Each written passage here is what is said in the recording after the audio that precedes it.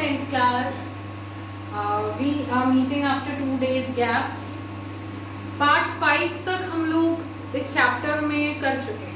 We have made 5 videos till now of the chapter number 1 in history. Is this clear?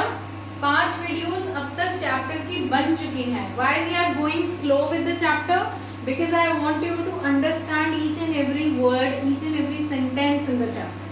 History थोड़ी सी difficult हो जाती है when it comes to the terms of world history. क्योंकि हम India के बारे में तो फिर भी बहुत कुछ जानते हैं, बट वर्ल्ड हिस्ट्री के बारे में हमें बहुत ज़्यादा आइडिया नहीं होता है. So it is a bit difficult. ज़्यादा नहीं, थोड़ी सी डिफरेंट भी होती है. बट इन लाइफ हमें डिफरेंट चीज़ों में इंटरेस्ट लेना चाहिए, बिकॉज कब तक वही चीज़ें करते रहोगे. Learn something new, learn something creative that everyone doesn't know. Okay. Second चीज़, आप लोग वीडियो प्रॉपरली नहीं देख रहे हो. कुछ लोग 5 मिनट्स की वीडियो देख रहे हैं, 7, 10. This is not that. You have to watch the complete video. इसके लिए आज से मैं आपके लिए एक सोल्यूशन निकालने वाली हूँ. We are going to make 2 videos per day. Length उतनी ही रहेगी जैसे 25-30 मिनट्स जो भी लेक्चर होता है आपका, लेकिन उसको 2 पार्ट्स में बना देंगे. क्यों? क्योंकि आप लोग एक पार्ट पढ़ के थोड़ा सा रेस्ट ले लो इफ़ यू वांट. वैसे तो आप 10th क्लास के स्टूडेंट्स हो, आपको रेस्ट की कोई ज़रूरत नहीं है. You need to work harder, but still online education में बहुत सारे स्ट्रगल्स आप फेस कर रहे हो. सो इन द वीडियो आप शुरू में रोज क्या देखोगे कि वीडियो में 1 लिखा हुआ है मैम ने, यानी कि ये 10th डेट की फर्स्ट वीडियो है. ठीक है. 2 वीडियो हम रोज बनाएंगे. दोनों वीडियोस आप टाइम पे देखेंगे एंड डाउट क्लास में सब लोग प्रेजेंट रहेंगे. ओके. सो अब तक हमने लास्ट टॉपिक में लिबरल नेशनलिज्म ये सब डिस्कस कर चुके हैं हम. नेक्स्ट टॉपिक हमारा क्या है? Hunger, hardship and popular revolt. Hunger, भूख की वजह से अगर कोई आदमी भूखा होता है, if a person doesn't get enough food, क्या वो रिवोल्ट की कंडीशन में आ जाता है? बिल्कुल. आपने हमेशा सुना होगा कि पेट पालने के लिए तो लोग इतनी मेहनत करते हैं कि कोई भूखा ना रहे उनकी फैमिली में. So hunger is a very big issue. French revolution में भी हमने डिस्कस किया था दैट पॉपुलेशन इंक्रीज हो गई थी वहाँ पे 1789 में, and due to that the food prices were very high. Food grains were not ample in quantity. Food grains इतने नहीं थे कि वो सबको काम आ जाए. तो इस वजह से क्या हो रहा था? वहाँ पे रिवोल्ट हुआ था. तो ऐसी चीज हर जगह. इंडिया में भी अगर सबको खाना नहीं मिलेगा, जैसे अब आप देख रहे हो लॉकडाउन की वजह से इकोनॉमी बहुत कम आई है, लोगों की जॉब्स जा रही हैं, बहुत सारी चीजें हो रही हैं. तो अगर जॉब लोगों की चली जाएगी और उनके पास खाने के लिए पैसा नहीं बचेगा, तो क्या रिवोल्ट नहीं होगा? जरूर होगा. So hunger leads to revolt if hunger is in maximum amount. Okay. Hunger की वजह से यूरोप में क्या कंडीशंस प्रेजेंट थी और कैसे रिवोल्ट हुआ, वो इस टॉपिक में डिस्कस करें. ना सी 1830s जो ईयर था, पूरी डेकेड की बात कर रहे हैं हम, 1830 से लेके 1840s 50s, ये जो ईयर थे ये यूरोप में they were full of hunger. 1830s वाली जो डेकेड थी, आगे 20-30 ईयर्स लोगों ने बहुत ज़्यादा हंगर से स्ट्रगल किया था इन यूरोप. पॉपुलेशन बढ़ रही थी, drastically population was increasing. Europe में सब जगह पॉपुलेशन इंक्रीज हो रही थी. More job seekers than employment. जितनी जॉब्स वो दे सकते थे, यानी जो एम्प्लॉयमेंट उनके रेट था, जिस तरीके से जितने मान लो 100 लोगों को वो एम्प्लॉयमेंट दे सकते हैं, बट पॉपुलेशन कितनी है? 1000. सो population was increasing. More job seeker मतलब लोगों जो नौकरी लेने वाले लोग थे, that were looking for employment, वो ज्यादा थे और नौकरी कम थी. नौकरी लेने वाले लोग ज्यादा थे और नौकरियां कम थी. People started moving from rural areas to cities for living in over crowded slums. लोगों ने क्या करना शुरू किया? जब आप देखते हो कि सिटीज बन रही हैं, सिटीज में बिल्डिंग्स बन रही हैं, इंडस्ट्रियलाइजेशन हो रहा है, कई जगह पे लोग अपना बिजनेस कर रहे हैं, जैसे एजुकेटेड मिडिल क्लास इमर्ज हुई थी. The educated middle class that emerge is setting up different businesses वो अपना ट्रेड कर रहे हैं, तो उनको भी लोग चाहिए। तो लोगों ने क्या किया कि रूरल एरियाज में तो भूखे मर रहे हैं, हंगर है, they started moving to cities for basic employment, for basic food. और वहां पे भी अब वो लोग जाके उन्हें कोई कोठी तो देगा नहीं रहने के लिए, कहाँ रहते थे? ओवर क्राउडेड स्लम्स, जो झोपड़पट्टी बस्तियां थी वहां पे ऑलरेडी बहुत ज्यादा क्राउड हो चुका था, क्योंकि सबको ये लग रहा था कि रूरल एरिया में तो हंगर है, चलो शिफ्ट हो जाओ सिटी में, जॉब ही जॉब है, ठीक है। तो everyone started moving from rural area to cities. The population that was increasing and more people were asking for the job, what they started doing? They started moving from rural areas to cities. जो लोग जिनको काम नहीं मिल पा रहा था उन्हें ये लगा कि सिटीज में जाके जॉब मिलेगी, क्योंकि जो एजुकेटेड मिडिल क्लास इमर्ज हुई थी, एरिस्टोक्रेसी उन्हें जॉब नहीं देने वाली थी, पीजेंट्स उन्हें जॉब नहीं दे सकते थे, पीजेंट्स तो वो खुद थे, उनकी फसल खराब हो रही थी। ऐसे ही जो मिडिल क्लास इमर्ज हुई थी, जो बिजनेस करने लगी थी, ट्रेड एंड कॉमर्स करने लगी थी, उन्हें लगा था ये हमारे लिए उम्मीद हो सकती है। And what they started doing, they started moving to cities, और वहां जाके वो ओवर क्राउडेड स्लम्स में रहने लगे। बट वहां पे भी इतनी वर्क नहीं था कि सबको काम मिल पाए। गांव की कंडीशंस या सिटीज में भी कुछ कंडीशन देखना। अब जैसे गांव में अगर आप कुछ बुनते हो, वो गांव में बेचा नहीं जा रहा था, आपको प्रॉपर कमाई नहीं मिल रही थी, तो लोग क्या कर रहे थे? They were moving to cities, cities की तरफ मूव कर रहे थे। सिटीज में भी क्या प्रॉब्लम हो रही थी? देखो, जो स्मॉल प्रोड्यूसर्स थे, प्रोड्यूस करना, किसी भी चीज को बनाना, स्मॉल प्रोड्यूसर्स थे। जैसे कि मान लो मैं घर पे कपड़ा बुनती हूँ चरखे से, ठीक है, this is a small producing. या फिर मैं घर पे स्वेटर बनाती हूँ by using the knitting things, ठीक है, तो उसमें बहुत टाइम लग रहा है। मैं दिन में ज्यादा से ज्यादा कितनी बना पाऊंगी? एक बना लूंगी अगर बहुत टैलेंटेड हूँ, ठीक है, तो this is very time consuming, उन्हें बोला जाता है स्मॉल प्रोड्यूसर। अब इंग्लैंड में तो इंडस्ट्रियलाइजेशन हो रही थी, सबसे पहले इंडस्ट्रियलाइजेशन कहाँ हुई है? इंग्लैंड में हुई है। इंग्लैंड में इंडस्ट्रियलाइजेशन हो रही है, वहां मशीन में सब कुछ बन रहा है।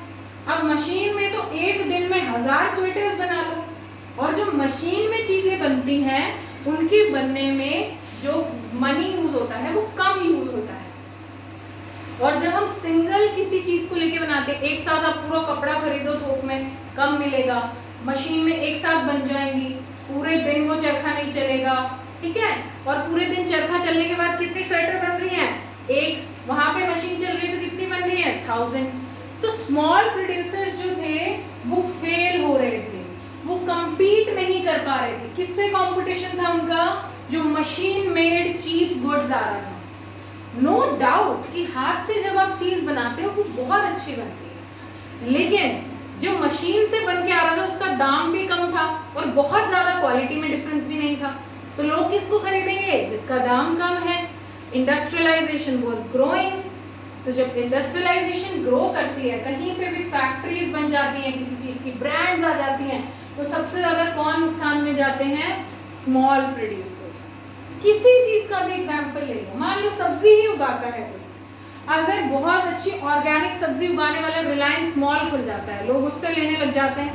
जो रोड पे सब्जी लेके बैठे रहते हैं उनसे कोई सब्जी नहीं लेता। Anything when goes to the industrialisation, जब भी कोई चीज इंडस्ट्रियलाइजेशन से चीपली बनने लगती है तो सबसे ज्यादा इफेक्ट कौन होते हैं? Small producers. तो ऐसा ही यूरोप में हो रहा था, स्मॉल प्रोड्यूसर्स वर सफरिंग। किससे कंपटीशन नहीं कर पा रहे थे? जो चीजें इंग्लैंड से बन के आ रही थी चीपली। कंडीशन का अब जहां वहां देखो जहां अरिस्टोक्रेसी स्टिल प्रेजेंट है, कुछ जगह पे 1848 तक क्या हुआ था? नेशन स्टेट्स बन गए थे, एरिस्टोक्रेसी नहीं थी कुछ जगह पे।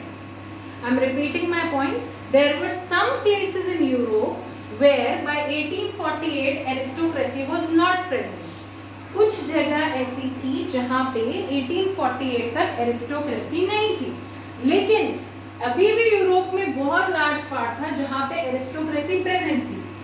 वहां पे क्या हो रहा था कि एरिस्टोक्रेसी है, अब लोग पीजेंट्स को दबा रहे हैं, उनपे वो लोग पीजेंट्स अभी भी स्ट्रगल कर रहे हैं, उनको फ्यूडल ड्यूज और ऑब्लिगेशंस के अंदर दबाया हुआ है। What are feudal dues and obligations?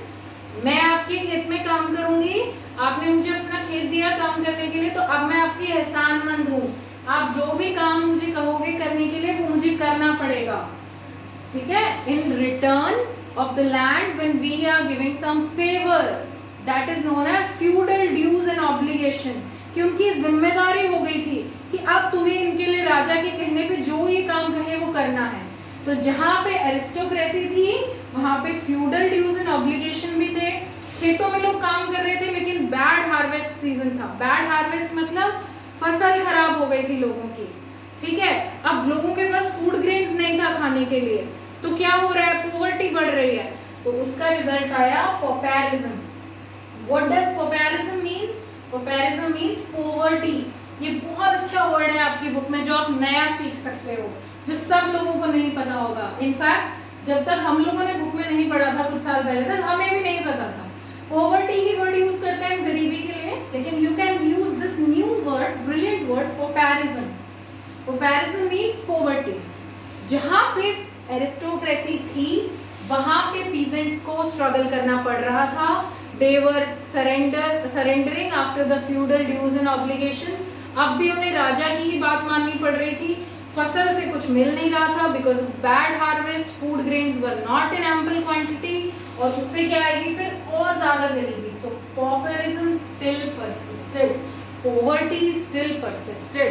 ये कंडीशन चल रही है। देख रहे हो आप लोग कितने भूखे हैं।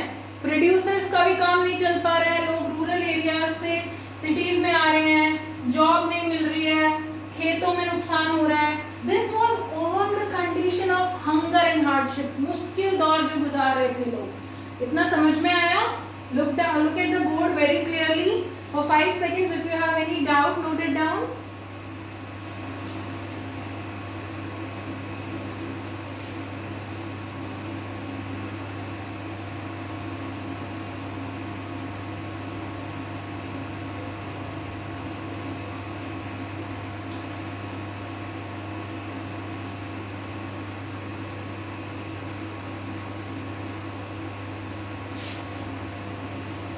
I hope this is clear.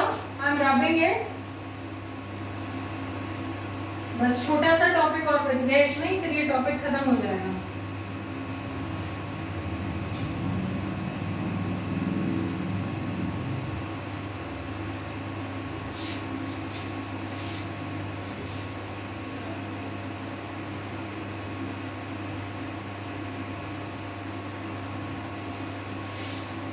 I know this chapter is lengthy. Political science या ज्योग्राफी किसी में भी चैप्टर्स इतने लंबे नहीं होते हैं 28-30 पेज के, बट स्ट्रगल करो, थोड़ा सा जल्दी जल्दी पढ़ने की कोशिश किया करो। Understand the words, okay. Now अब देखो, हमने हंगर की कंडीशंस देखी सारी। 1848 भी एक ऐसा ही साल था। 1848 में लोग स्ट्रगल कर रहे थे। कहाँ पे? पेरिस की बात देखते हैं। पेरिस कहाँ पे है? It is the capital of France. अब पेरिस में जब ये भूख का दौर आया, हंगर का, लोग रिवोल्ट करना चाहते थे, तो सब लोग सड़कों पे आ गए, गुस्से में थे। They were revolting, they came on the streets, and इससे की वजह से क्या हुआ? Louis Philippe. अब आप मुझे बताएंगे who was Louis Philippe? Louis Philippe was forced to flee. Tell me who was Louis Philippe? हमने ट्रीटी ऑफ वियना पढ़ी थी, याद आया? ट्रीटी ऑफ वियना में क्या था कि एरिस्टोक्रेसी को वापस से दे दी गई थी जगह, बॉर्बन डायनेस्टी को दे दी थी, लेकिन फिर रेवोल्यूशनरीज ने रेवोल्यूशन किया था। आया बेटा यार? रेवोल्यूशन किया तो क्या हुआ? बॉर्बन डायनेस्टी को हटा दिया था और उन्होंने अपना राजा खुद चुना था। किसको बनाया था? लुइस फिलिप को। Louis Philippe was the king of France, he was the aristocrat of France. लेकिन अब आप राजा हो, हमने आपको चुना है, अब देश की हंगर कंडीशन के लिए कुछ नहीं कर रहे हो, ठीक है। लोग पीजेंट्स अभी भी बर्डन में हैं, सर्वडम में हैं, यानी उन्हें फिर भी अभी फ्यूडल ड्यूज देने पड़ रहे हैं। आप हमारे लिए ग्रेन्स लाओ, कुछ ऐसा करो हमें एम्प्लॉयमेंट मिले। आज भी अगर हमारे देश में नौकरियां नहीं होती हैं, हम सरकार से सवाल पूछते हैं ना, तो वो भी वहां पे भी यही हो रहा था। Everyone asking question from Louis Philippe. जब लोगों का गुस्सा देखा तो लुइस फिलिप जी तो भाग गए। He was forced to flee. Okay, अब जो लोग थे, they all gathered and made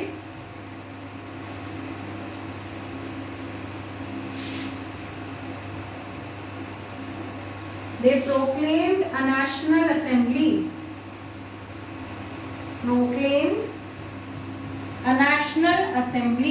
कि उन्होंने एक नेशनल असेंबली बुलाई, बोले कि अब हम लोग मिलके डिसीजन लेंगे कि क्या करना है आगे। और उस नेशनल असेंबली में देखो क्या हुआ, ये पॉइंट्स में एमसीक्यू में आपसे पूछ सकती हूँ। What all things were done in by the national assembly?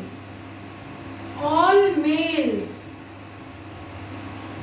above 21 got right to vote.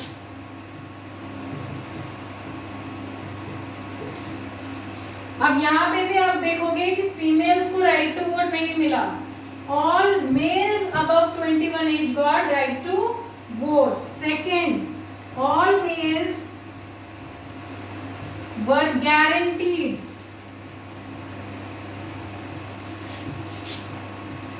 Right to work, सबको काम मिलेगा, ये गारंटी दी किसने? नेशनल असेंबली ने। नेशनल असेंबली अपने राजा को उन्होंने भगा दिया, बोले आप किसी काम के नहीं हो, we are fighting with hunger, hardship and we are revolting and you are not giving answers for anything. So Louis Philippe तो भाग गए। पेरिस की बात है 1848 की। अब नेशनल असेंबली ने दो बहुत इंपॉर्टेंट डिसीजन लिए कि जितने भी मेल्स हैं above the age of 21 they got the right to vote and everyone who got the guarantee और राइट टू वर्क। सबको ये निश्चित आश्वासन दिया गया कि सबको काम करने का अधिकार मिलेगा, सबको जॉब्स देने की कोशिश की जाएगी। हंगर से कैसे लोग निपटे देखा आपने, क्या कंडीशंस थी? People started moving from rural areas to cities, small producers were struggling, peasants were struggling, food grains दाम बढ़ गए थे, पॉवर्टी आ गई थी। लोगों ने क्या किया फ्रांस में? They proclaimed a national assembly which gave all the males above 21 the right to vote and all the males guaranteed right to work. I hope this topic is clear to you. इसके बाद एक छोटी सी story दी गई है, weavers of Silesia. Silesia was a place, okay? वहाँ के जो वीवर्स थे, जो लोग कपड़ा बुनते थे, उनके बारे में एक बात कही गई है कि उनके साथ क्या स्ट्रगल हो रहा था कि जो उनके हेड थे, जो टेंडर देते थे, कॉन्ट्रैक्ट देते थे, ट्रेडर थे जो उनसे सामान लेके बेचते थे, वो उनको कॉन्ट्रैक्ट दे देते थे कि आप इतने कपड़े बनाओ, इस रेट पे आपको पैसे मिल जाएंगे। लेकिन जब पेमेंट देनी होती थी तो बहुत कम पे करते थे। तो इस तरीके से वीवर्स स्ट्रगल कर रहे थे। एक दिन उन सब वीवर्स ने इकट्ठे होकर क्या किया? They went to the traders house, आग लगा दी, स्टोर रूम को सारा तोड़ फोड़ के सारे कपड़े जितने वीव किए थे उन्होंने सब वो लेके आ गए। वो ट्रेडर तो भाग गया। कुछ दिन बाद विद आर्मी आया, 2 दिन बाद आर्मी के साथ वापस आया, और जब आर्मी के साथ आया तो कुछ वीवर्स की जान चली गई इस रिवोल्ट में। आप उस स्टोरी को भी जरूर पढ़ेंगे of the weavers of Silesia. This topic is over now. Take a 5 minute break and then see the video number 2। वहां पे मैं आपको वीडियो नंबर 2 मेंशन कर दूंगी। The next topic, revolution of the liberals.